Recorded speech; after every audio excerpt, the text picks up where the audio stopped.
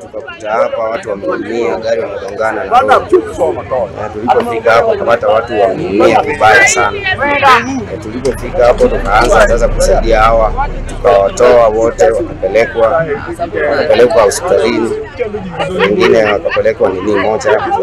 Hapa tumekuwa na accident mingi sana kuanzia mwaka uliopita. Sasa mimi nataka niombe watu wa Kena waweke bumps hapa.